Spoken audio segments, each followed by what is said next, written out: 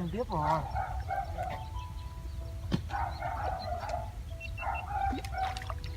Đen tiếp rồi con nha.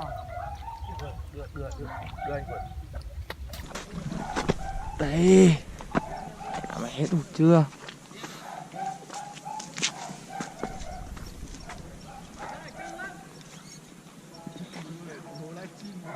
Em đèn chi luôn kìa. Vâng.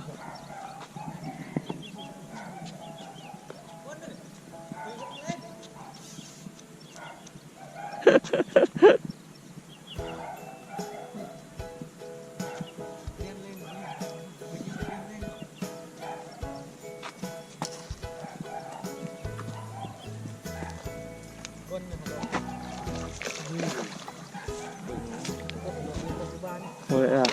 Khỏe lại rồi. Bây giờ nó bút lại này. Khỏe lại.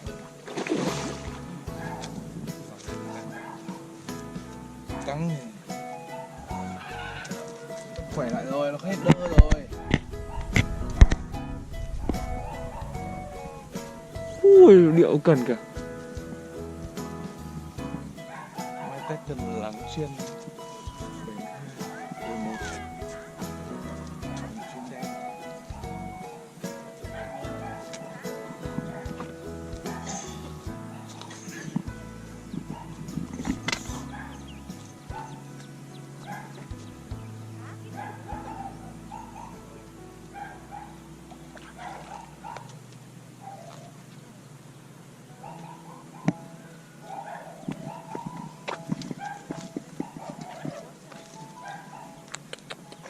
Úi trời.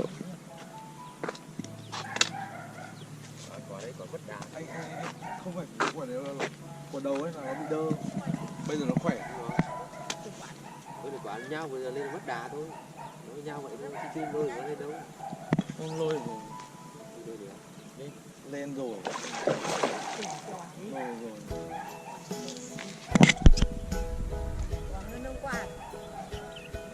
Lên này.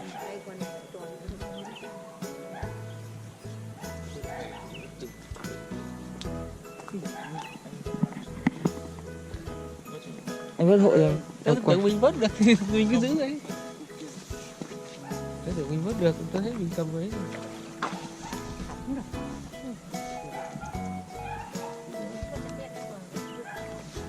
Ôi giời ơi, con tắm đen. Bóng cái cả lắm. Tắm tiền bác ký rồi. Lôi lâu. Nó phải từ từ. Dạ. Từ từ. Ôi trời ơi. Quá nguy hiểm.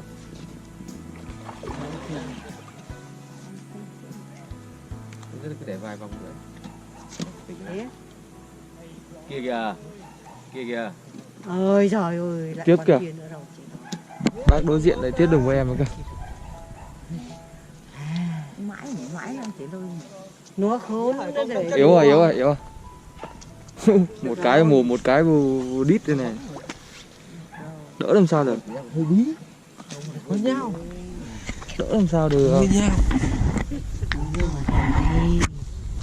Cẩn thận nó bóc vào tay nó dễ phát bóc tay. Đè chặt rồi.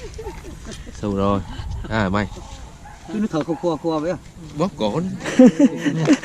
Cho anh xem cái vợt để xem nó vớt được vắng. Vớt được đấy.